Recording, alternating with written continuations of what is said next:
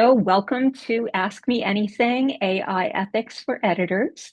My name is Amy Freshour Kelly, and I am very glad to have people here who are excited about AI, whether or not they are excited as in using it or just curious. This meeting is being recorded, and it will be shared with everyone who RSVP'd to this particular event. The way that this works is anyone who is interested can ask questions, and we can just have an answer or go into discussion. I have deep knowledge about AI as it's used in editing and writing and other creative endeavors, and ethics as well. And I will answer anything so long as you will accept the questions I don't know, or none of your business if you're asking me something particularly personal about email stuff. Or I can tell you my favorite subjective pronoun or something, whatever you want. So let's get started.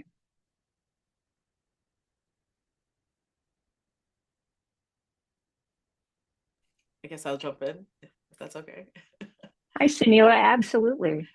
I'm curious about what a lot of publishing companies and journals are they starting to use AI detection tools? I know that AI detection isn't great. I guess the software isn't really great, but is that something that do you know if that's becoming like a standard practice, process? For educational No, for anything, like institutions, any is that, manuscripts oh, being, for anything? yeah, anything, manuscripts being sent into publishing companies, journals, articles being sent into academic journals. I was just curious what you know about that. Well, I can tell you that there are many different schools of thought on this. Um, Academic institutions have been using a tool called Turnitin for years and years, and it began as a plagiarism detector, and it is now also being used as an AI detector. Um, the the real world performance for these tools is not generally, it doesn't generally match up with what has been promised. Um, but yeah, there are many educational institutions that are using Turnitin and tools like that.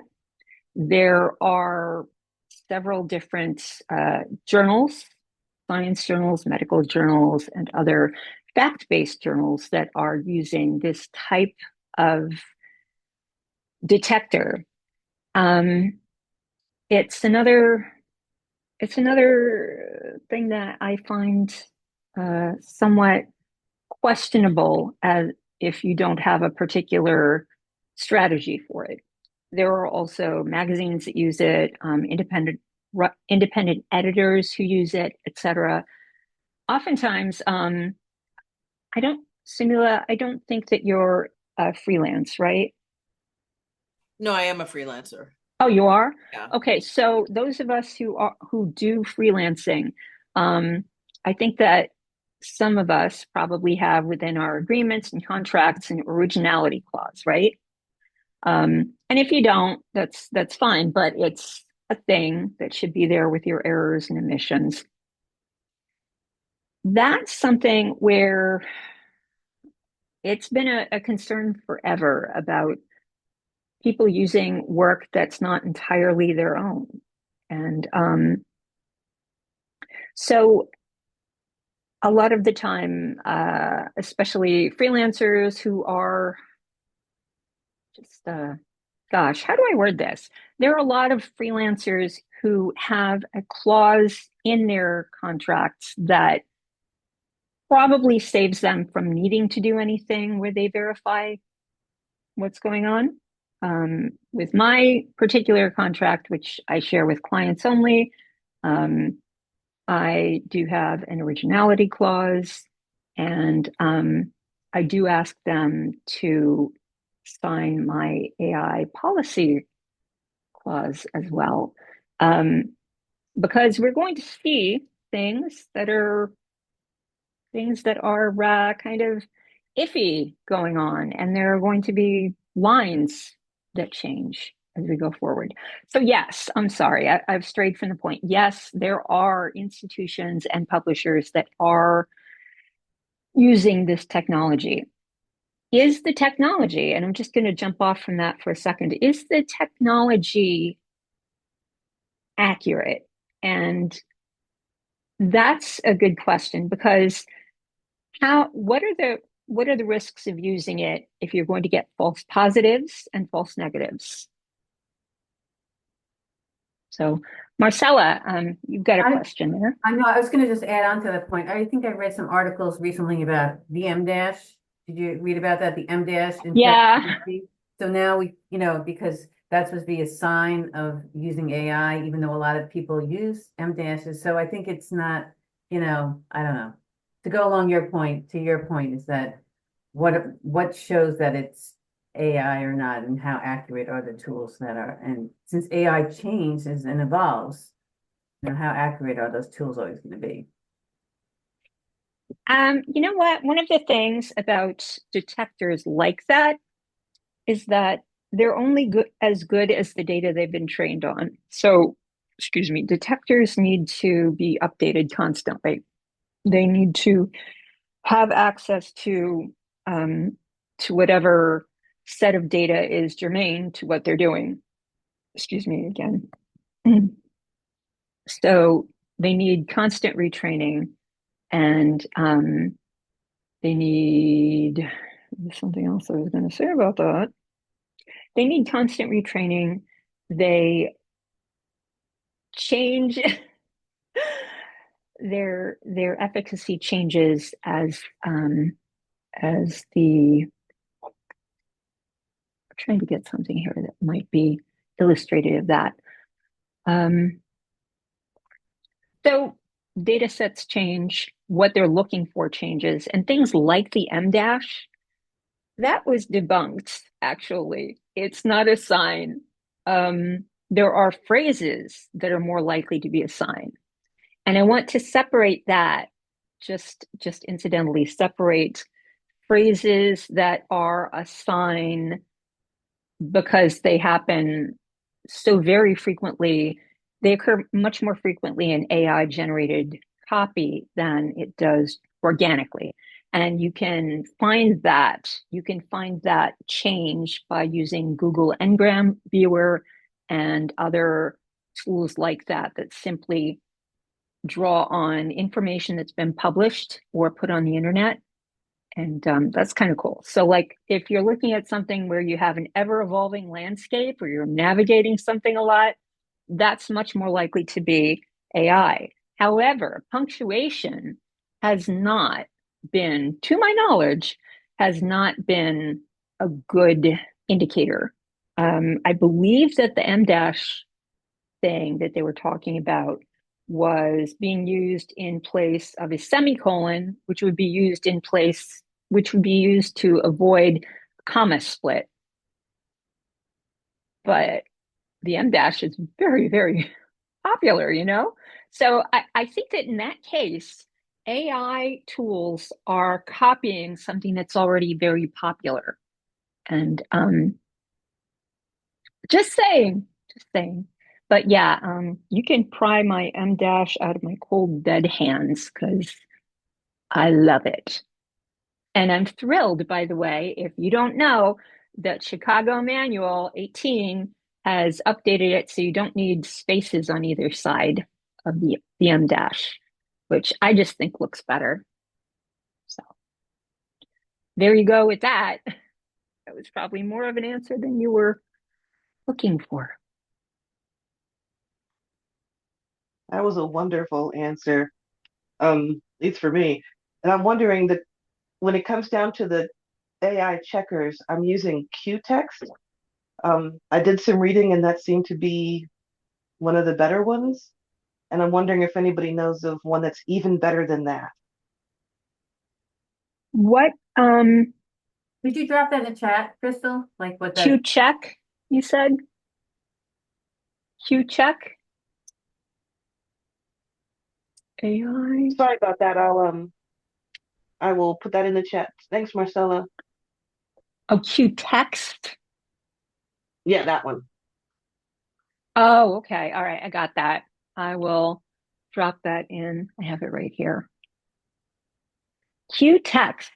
This is the first I've heard of it, but I will drop some AI content here into their detector and see what happens. I will also say that content detectors, they typically look for patterns. So they're looking for patterns that don't necessarily sound like human writing. Human writing has a particular kind of rhythm that breaks up, and it's not like, I mean, there's a rhythm there, but it's more like a polyrhythm. There are all kinds of things going on, and we don't tend to write all of our paragraphs using three sentences, and all of the sentences are a particular number of characters, you know? So, in order to detect a pattern, you're better off with large amounts of text, and it should be raw, unedited text. So, if a human being has had a hand in it, then you're less likely to be able to get an accurate response. But I am going to drop some AI generated material in here right now. I got to generate some. Um, what do we want to generate? Let's do this. Just ask me a question. Ask me something, a silly thing that we can ask ChatGPT. What do we want to I would prompt it love a to do? bio on Amy. Let's have a bio on Amy Freshour Kelly based on what it can find on the internet. All right, please Aha! generate a 250 character, 250 word, 250 word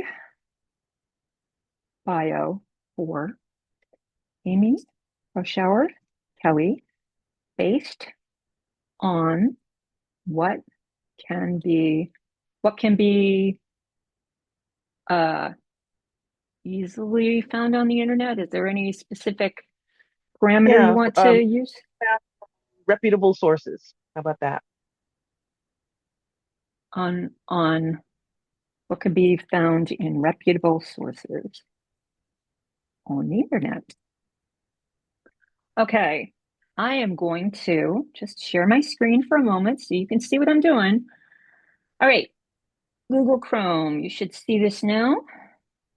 And please generate a 250 word bio for Amy Freshour Kelly based on what can be found in reputable sources on the internet. Generate, see what happens. Curious how accurate this would be. That's why I picked it. I wasn't just sucking up.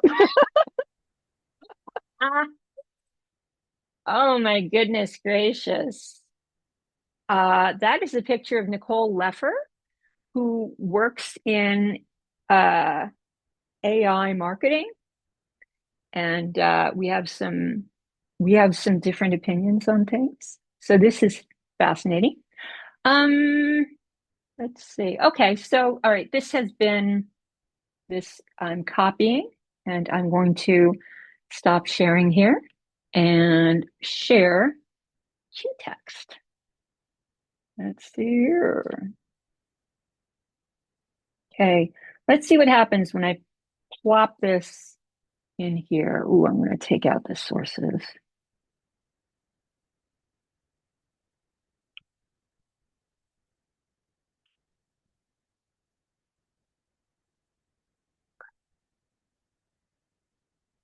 All right, so I think those are all the sources. Um, okay. Oh, very interesting. All right, so we've got check for AI. Come on. Do not process, sure. 99.69% confidence that this text is written by AI. So that's pretty cool. Let's Yeah. take my bio. I'm going to stop sharing so you don't see where I keep it. Let's take my one sheet that I use for presentations. And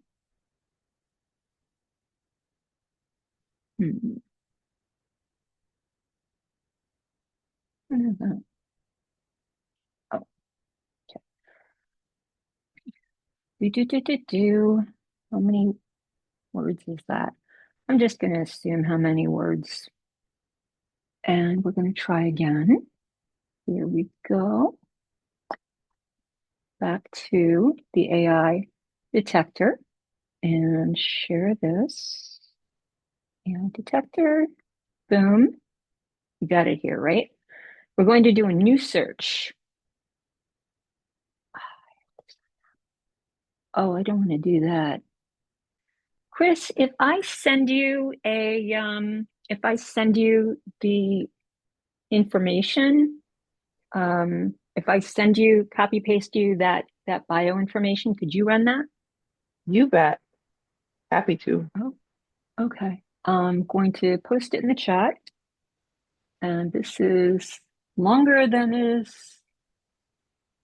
permitted, so I will take out the bullet point stuff. Here we go. It's in the chat now. I am not going to Got it. sign up. Nah. The reason I'm asking is because it seems to, I mean, I've definitely gotten some 99% when I should have, and I've never gotten a false positive on it. But I can Okay. throw content in there that is 100% created and it'll say 1%. Hmm. And I don't know whether my prompts are Well, getting good or if it's just broken. hmm. Right. You have the ability to share your screen now if you would like to, just so Oh, that we can sure. see. Yeah. Oh, let me see how I do that. Button, button. Okay. Oops. Ah, There you go. Oh, I look accidentally ran the at me. plagiarism checker too, but it won't matter, of course, Well, because I there's all mean, kinds of stuff no, about you everywhere. So you just picked up the whole thing. podcast. Yeah, it picked up that I was in a podcast. Big deal. But there's the important Hmm. thing. Is that 96% of it is plagiarized. Oh, I am very glad to see this. This is exciting. Okay, thank you. Busy. Thank you for sharing that. Thank you. So, Okay. Q text, I am going to save that Share. um particular Oh, thank you, link here. Jennifer. Those were my go-tos when writing for Oh, tech services. G2 is usually pretty reliable. Clutch isn't really reliable anymore, but the ZDNet article is pretty recent, so that might be helpful. thank you. I will share these in the email for people following up with the recording. And this is good information here. We're about halfway through, and we've been talking mostly about the same stuff. And if we want to go outwards, if we want to reach out for more stuff, I'm here for it. If we want to continue talking about this, I'm here for it. But yeah, I'm hoping to get some good discussion. This has been great so far. Yeah, Marcella. So I had a question. How do you know, like, when you try to keep on top of all the news about ChatGPT, Perplexity, Claude, Gemini, how do you decide which tool to use? Like, how do you decide, I guess I feel I don't want to be paying for all these tools, number one. And also I don't want to pay for a tool and then it turns out like, I know Perplexity was one tool that now is less popular than others. So do you have an approach or a way you go about that? So, it saves you money and also time because you don't want to be going back and forth with all the different tools. Yes, I have recently dropped my subscriptions to two different tools. Um, I dropped Perplexity because the quality had been degrading for months. So it was a pattern of degradation, and another prominent generative AI general purpose program. How I keep up with it, that is interesting. I have Google search um, news alerts all over the place, and I filter them into a folder that I can look at a couple of times a week and go through it. I do speak to other people who are very involved in AI and ethics. And just podcasts and YouTube videos. And there is so much information there. And I think that that's part of what you're saying is that there's such a wealth of information that it's difficult to find what's really valuable. And I've noted some sources that tend to be consistently reliable, and I've noticed some that are not. I will say that recently, Mignon Fogarty's AI side quest has become incredible. Um, it started out as just a thing she would do every once in a while where she was talking about AI. And now she is keeping up with all kinds of studies and articles, bits of research, speaking to people. And it is so helpful and it's coming out so much more frequently. I'm very excited about that. I get that too. And Yeah, I do that too. I like this. yeah, it's great. But I, Anybody who's not, I like your idea about the Google Alerts. I mean, I use Google Alerts for other things, but I don't know why I didn't think about that. But that's a really good idea because then you can just get it summarized.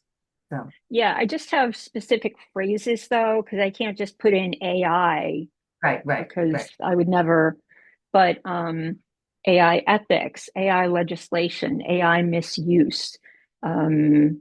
It's another one, AI content policy. There are several that I use and very interesting and helpful. Chris, I know that you're very, very involved in AI and you have a lot of different thoughts that you actually publish or post about on pretty much a daily basis on LinkedIn. So I'm curious to see where you get some of your information, if you don't mind sharing. Oh, happy to share. I'm usually talking about experiments I'm running or things I'm playing with. But when I backtrack, I absolutely love Andy Crestadina.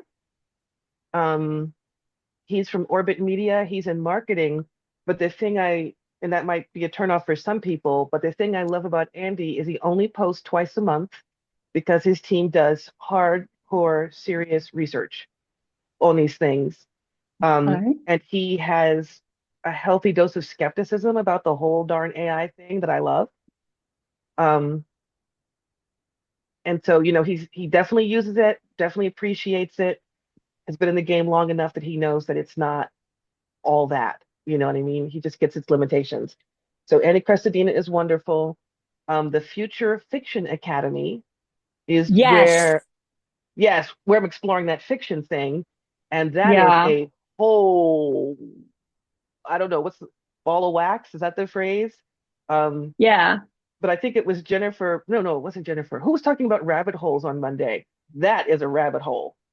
Um, Uh, their Facebook group is hilarious and fun because it's one of the few places, and as far as I know, the only Facebook group where you can talk about fiction and AI in the same sentence without getting yelled at or cussed out. So If there's anywhere else, I don't know about it. So that's a lot of fun. And they have I think that's fiction a, I think that's like fiction AI for writers or something like that. But it's the Future Fiction Academy's group. They also have no, AI Art for Authors is the other group. And so that's a Okay. wonderful place to look at covers that people are designing. Um, and I'll add that one of my favorite things about the writing Facebook group, I think it's AI fiction writing for authors, something like that, is I get to hear stories about people who have always wanted to write a book but couldn't. I've got, 3 kids and I'm taking care of my mom and I don't have time to write anymore. But thanks to AI, I can bring in my outline and at least make progress on my book. There are all kinds of stories like that. They're not about, oh, I'm cranking out 3 books a week so I can make $1 million. It's not any of that. It's just folks using it to overcome a limitation. Um, so I love that. And so Andy, my favorite mad scientist is Rob Lennon. He's in the marketing Okay. space. He builds tools, and some of his free tools are some of the funnest things in the world. Um, I wish I could remember one of them off the top of my head, but I can't just this minute. But there was one tool that you tell it what you do, and it'll tell you which articles you should write based on your point of view, your values, your field, your audience, which is a lot of fun. Okay. And I think that's about it. Those are great sources. Yeah. I am not familiar with some of those, so I would love to see that. Marcella, thank you for dropping Ethan Malik in the chat. I Ethan. love Ethan. Yes, Yes. yes, yes. Also, the guys who you can't see it over there, but the two people who wrote AI Snake Oil, which is about debunking myths and also about pumping up what actually is correct, what's accurate. They have a fantastic. Um, I don't remember if it's a Substack or just a newsletter, but great information there.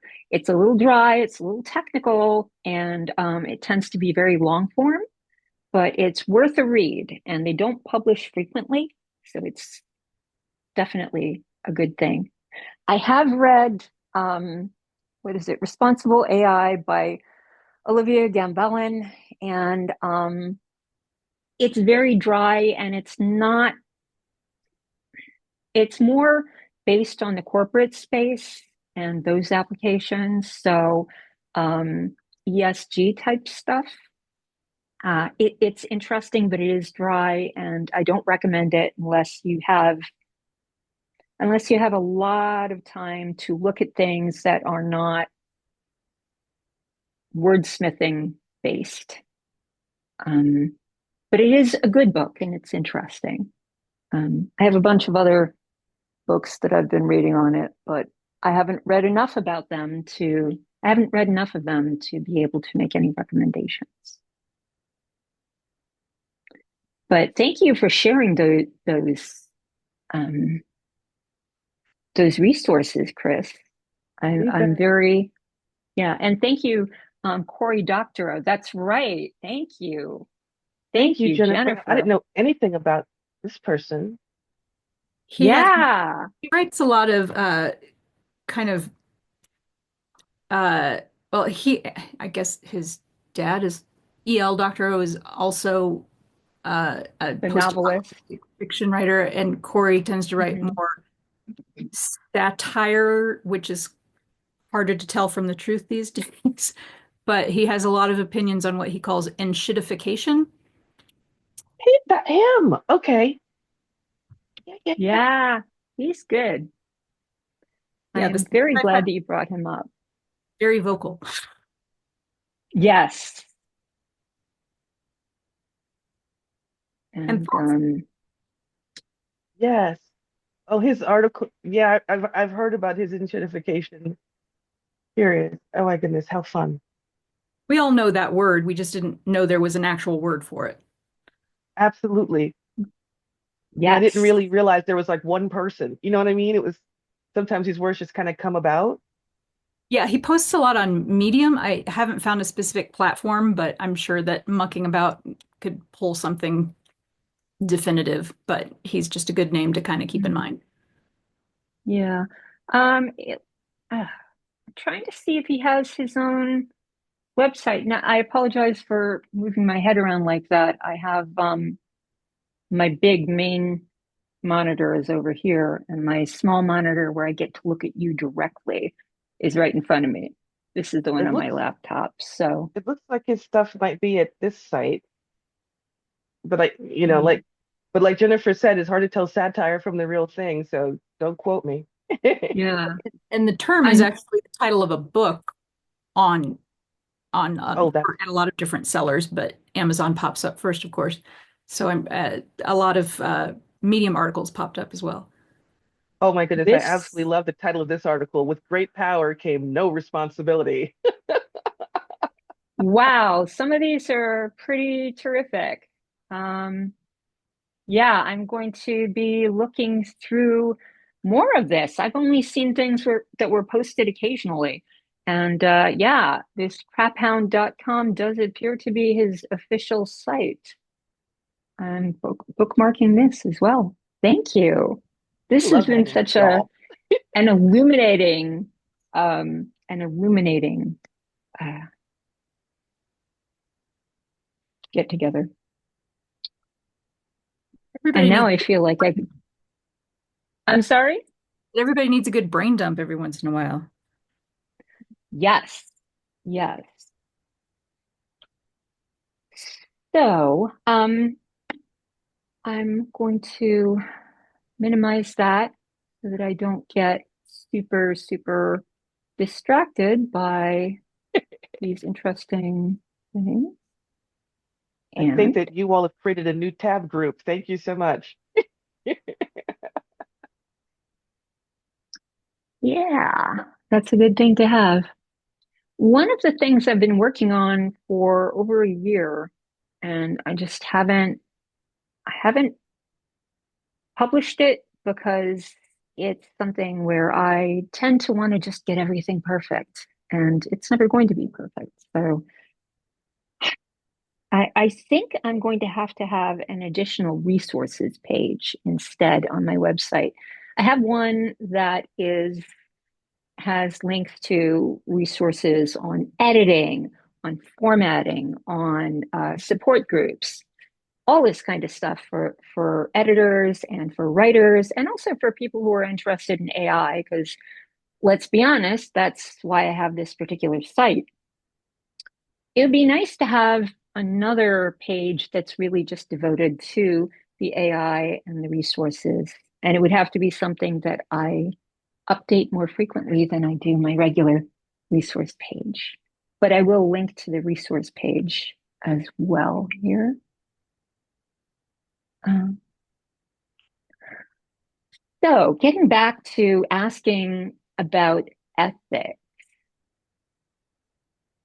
what are some of the things that are coming up for you? Has anyone been asking anyone else about, um, has anyone been asking you about how you're using it? Or have you been having conversations with other people who may have been uh, perhaps responded in a way that was surprising to you or not? I spoke to an AI recruiter yesterday. That was a first for me. I applied. I think it's a contract position, but immediately after I pressed send on the email, I got a call and it sounded like a human voice. It was expertly rendered. It could have fooled me, but I feel like I sort of know what to listen for now. Um, and it was the weirdest experience. I was unprepared for an interview immediately after hitting send, but it went through all of like the first round uh, housekeeping questions and it does not allow for any kind of follow-up. So if you ask a clarifying question, like if somebody says, what kind of analytics tools do you use? And I said, when you say analytics, are you referring to SEO or do you mean AI content and it cut me off mid question. So that's a downfall, and probably the answer didn't come across positively, but we'll see how that goes. I'm curious. I recently read an article about people who were who were given interviews by AI and it turned out to be a scam. So I'm interested to see if this is one that doesn't turn out to be a scam, or if it does. I'm interested to hear that too. I hope it isn't because I'm wishing you the best. Me too. New nightmare fodder. Thanks for that.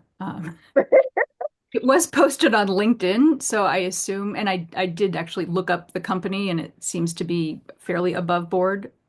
That being said, nobody really, I don't know. I'm not an employee, so I don't really know what goes on there. Yeah, these things are, everyone is going to have to learn to exercise their critical thinking glands or muscles or whatever you'd like to call it as we move forward, even more so than was necessary before. And I have had an interesting experience, by the way, and I will share that with you. I may have shared it with some of you before. This is very new to me.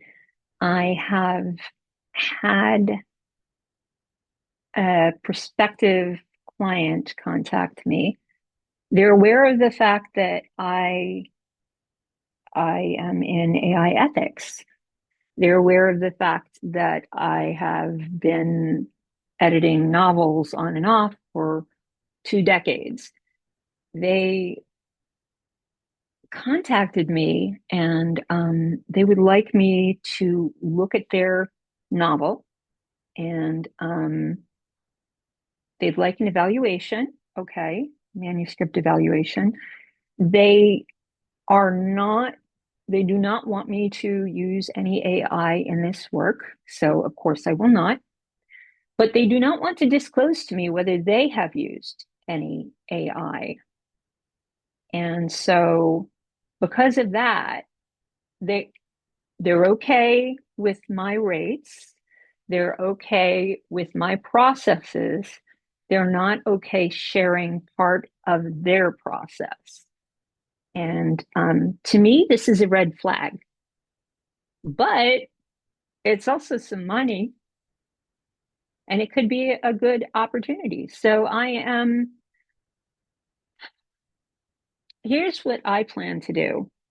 I plan to contact them in my email, following up on our Zoom conversation.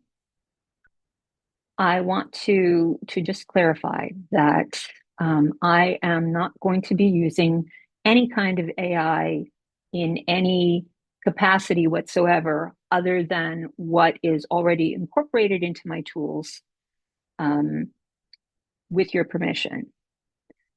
I will disclose any work that I've done using these tools, just the fact I'm using them.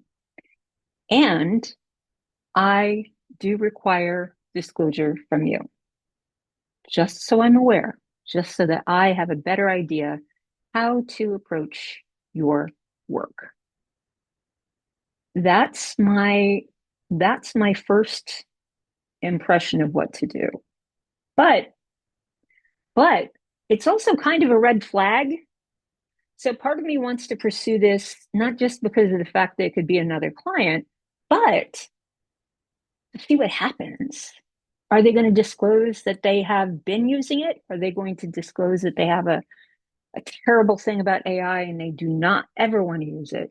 It seems like if they were completely against AI, they would mention it instead of just asking me what I did. I'm curious to hear if anyone else has some ideas. I would be wary of how their lack of transparency affects your ability to report effectively on your full transparency. Like, is their use of AI going to bleed over into what appears to be content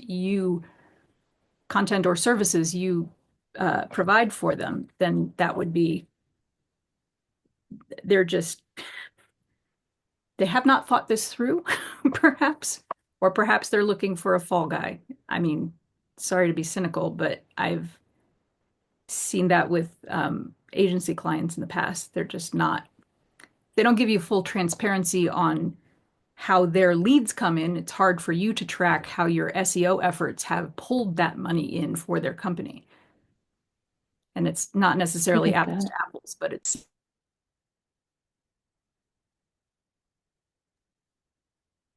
That sounds like healthy cynicism to me. I agree. I'm also wondering, and this is also cynical, if this is a test. I'm wondering, I've gotten some very interesting emails from people um, about AI ethics and trying to see what my that are intended to push the boundaries and see how far I will go in promoting AI or rejecting it. And I'm curious. I'm very curious. I kind of want to keep this going just so I can find out. And then again, how much time do I want to waste?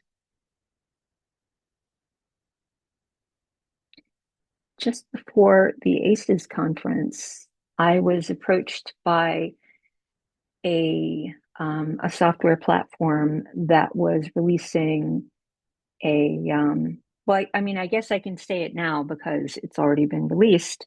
Draftsmith, which is Perfected AI tool.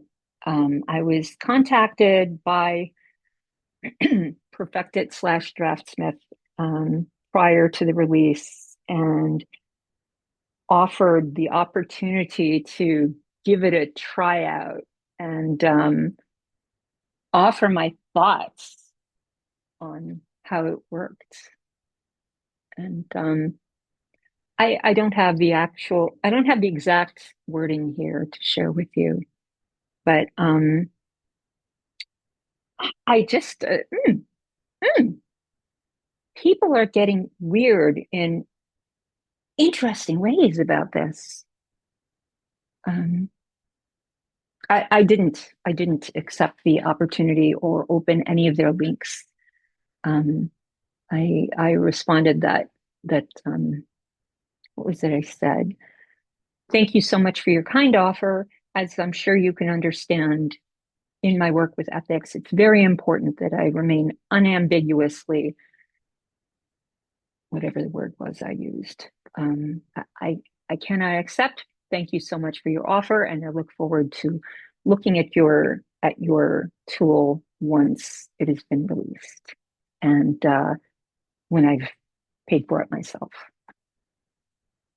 I haven't paid for it yet. I haven't done it. I've used their tool. I've used a new version. 'Cause I 2.0. yeah. And What do you think? I don't know. I was using it today and I jumped right back into using just standard AI stuff. It's not, I mean, it's what I do like about it is that it's like you can, if you're using track changes, you can just put it, it goes right, it's seamless. That's like the highlight of it. I'm not sure if I like its edits and the way the interface of the program today was giving me some, it just wasn't working the way I wanted to. It was just jumping around a little and I just was like, no. I decided just to try it because I like Perfected. I use Perfected a lot. And so I thought I'd give it a shot. We'll see. We'll see. Mhm. I'm definitely open to trying new things. I want to know. I just But again, the strongest point for me, the strongest asset for it for me is that you can just use it and you can accept changes and it will just go right into your document and show track changes. And for me, that's like that's great. So I like that. that is pretty good. That is Mhm. pretty good. So we are coming just about to the end of the hour. I know that we started a little later because we were having some chat. Are there any final questions or comments? Chris, I see Um, that you're unmuted. I ran a little sample and it might have been too small a sample, so I'll keep playing. But I ran a short sample through all those checkers and it detected a 100% AI written thing as 0% AI. So the one zero GPT is like 7%. And that was the most accusatory of anybody. So that was just, it's my prompt, you know. Not that they're super great, but just because I think I've been working this thread for so long and communicating the things that I don't like and do like and things like that, I think it's picking up a writing style that's separate, very separate from what is from the original. So, It's very interesting. yep, I'd love to follow up on that. yeah. Okay, Larger sample. thank you. I appreciate that. Any final stuff before we say goodbye?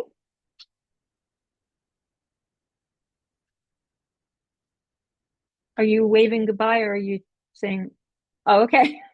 All right. Thank you so much, everybody. The next of these will probably be August or early September. And I do appreciate seeing everyone, and I hope to see you at our next AI ethics meetup, which will be, I believe, June 2nd. It's always the first Monday, except for September, which is Labor Day. So, and it's the 2nd.